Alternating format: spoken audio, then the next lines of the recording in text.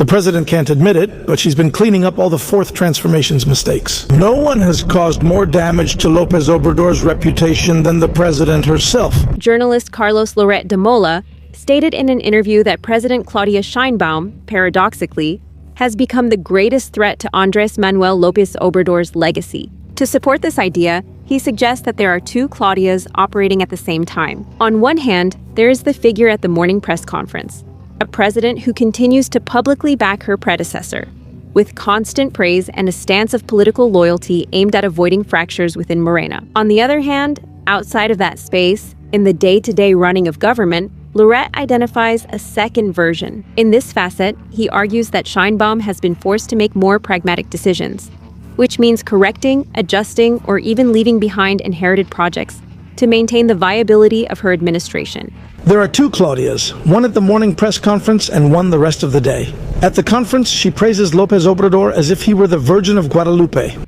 The other Claudia has to spend the rest of the day fixing the mistakes López Obrador left behind. Under that logic, the journalist points directly to the so-called megaprojects. According to his analysis, several of them have had to reduce their scope after showing operational and financial problems. A clear example is Segalmex, identified as the epicenter of one of the biggest corruption cases of the fourth transformation, and which practically stopped operating under its original terms. Similarly, the well-being mega pharmacy, which promised to solve the shortage of medicines, ended up facing major logistical failures.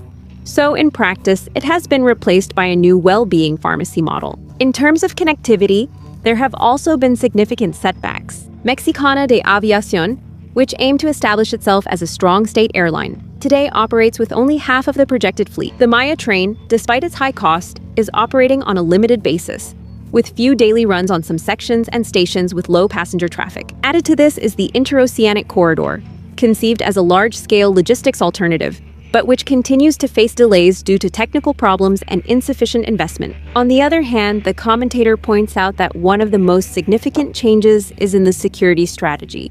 Although the official discourse insists on continuity, in practice there has been a shift from the hugs not bullets approach, as Sheinbaum would be prioritizing intelligence, tactical operations, and the use of state force against criminal groups. Another key point in the journalist's argument is that Sheinbaum's own administration has ended up exposing the shortcomings of the fourth transformation more than any other opposition group or media outlet. No one has caused more damage to López Obrador's reputation than the president herself. No opposition party has damaged López Obrador's image as much. No independent media outlet has hit López Obrador's image as hard as Sheinbaum's government has. In that sense, one of the hardest blows has come from recent investigations into corruption and fuel tax fraud, which have brought these issues to light. Networks that allegedly operated during the previous administration and that, according to published estimates, may have caused losses of nearly 200 billion pesos per year. The most sensitive part is that among these allegations, figures close to AMLO's political circle have appeared, including his son Andy López Beltrán, his former spokesperson Jesus Ramirez Cuevas, and his political ally Adán Augusto López Hernández, just to mention a few.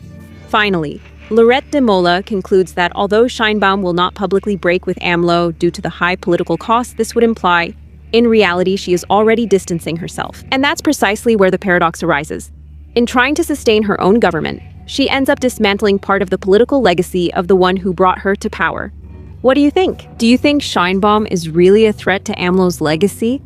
Tell us your opinion in the comments. And if you like this video, don't forget to give us a like and turn on the notification bell.